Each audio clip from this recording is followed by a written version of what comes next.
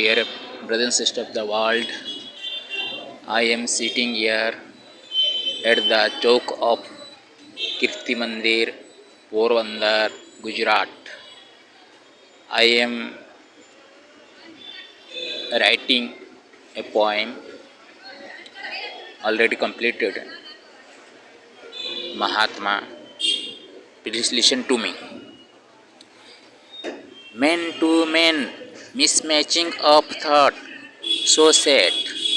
After getting blessing from Lord Sri Krishna, again Mohandas took rebirth of Bhaktaraj Sudama, so good. Have a patience and politeness, have a patriotic mood in whole life, so sound. After getting freedom of India, about Gandhiji is told his faults, nothing bad. Till reaching to his work, think once what is possible for myself. Take yourself assured. Mahatma does not mean man's highest, the highest post, only ability of his work hard.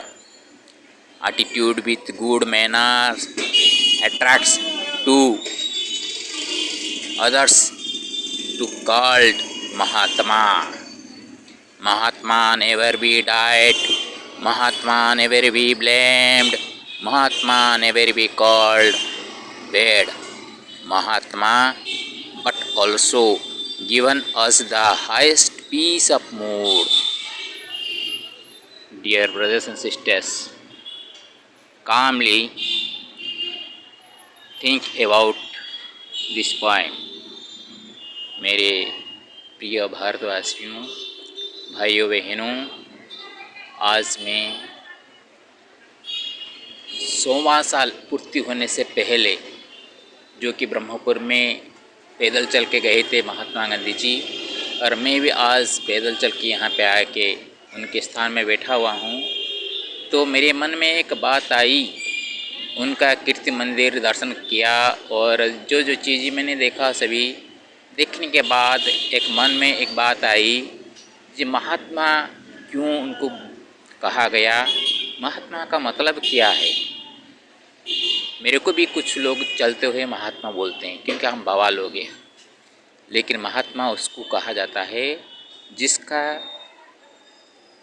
देश के प्रति, दूसरों के प्रति कुछ कर मिटने का मनसा हो। सभी तो क्रांतिकारी ऐसे हुए थे, वो ही हमारे लिए पूज्य हैं, लेकिन क्रांतिकारियाँ देखिए उसी वक्त जो हालत थी, अंग्रेज़ों के पास जो अस्त्र शस्त्र थे, हमारे पास एकता होने की जो है अस्त्र वो कमी थी।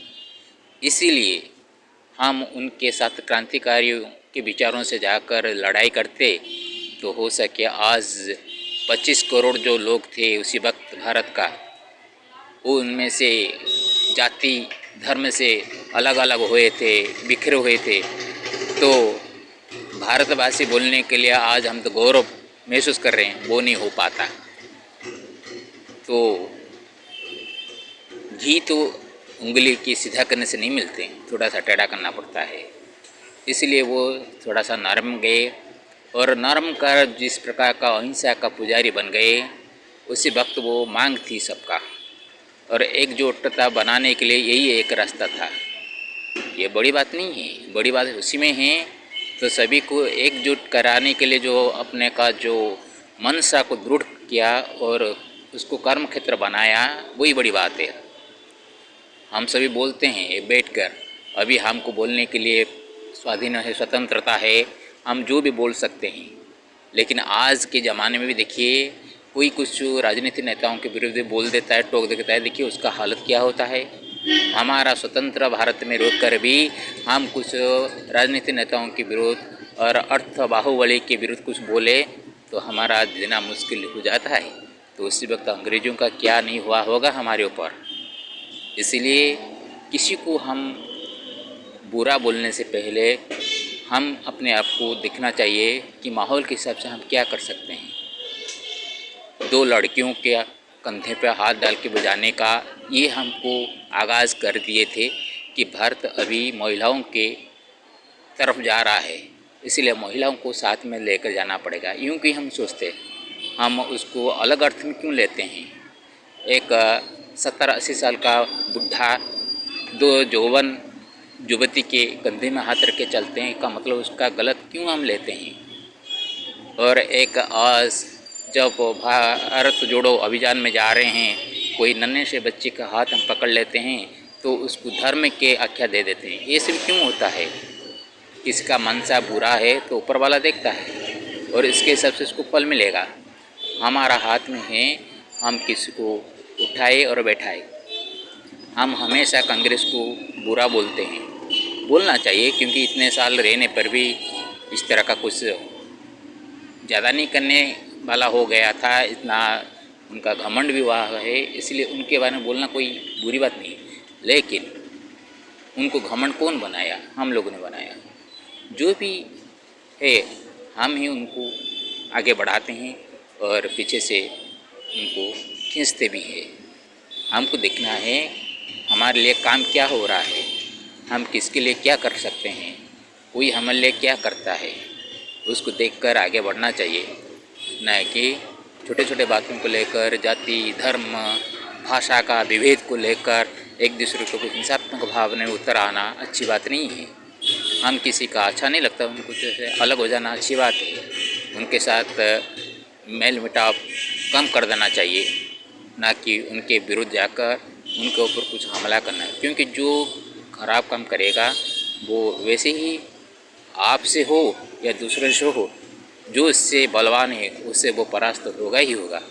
इसीलिए हम सभी बातों का बल या बाहों का बल से किसी का नुकसान करने से पहले किसी का मंगल कर सकते तो अच्छी बात है। इस विचार को उपस्थापन करने के लिए मैं यहाँ पे ये वीडियो बनाया हूँ। और यहाँ पे देखिए माहौल कैसा है, लोग जाने आने कर रहे हैं। मैं इनको दिखा रहा हूँ कि ये एक व्यस्त बहुल अंचल है पोरबंदर। मेरे को लग रहा था मैं सोमनाथ जा रहा हूँ तो रास्ते के बीच में ही कहाँ पे आएगा, लेकिन 3 किलोमीटर अंदर आना पड़ा। जो भी हो, अभी मैं सुदामा मंदिर की तरफ जा रहूँगा, वहाँ सुदामा जी का दर्शन करूँगा। ये सुदामा का पुरी है। बहुत सौभाग्य की बात है कि सुदामा का पुरी में महात्मा गांधी का जन्म हुआ, इसीलिए उनको जोड़ा कर मैंने ये कविता रचना की। नमो नारायण।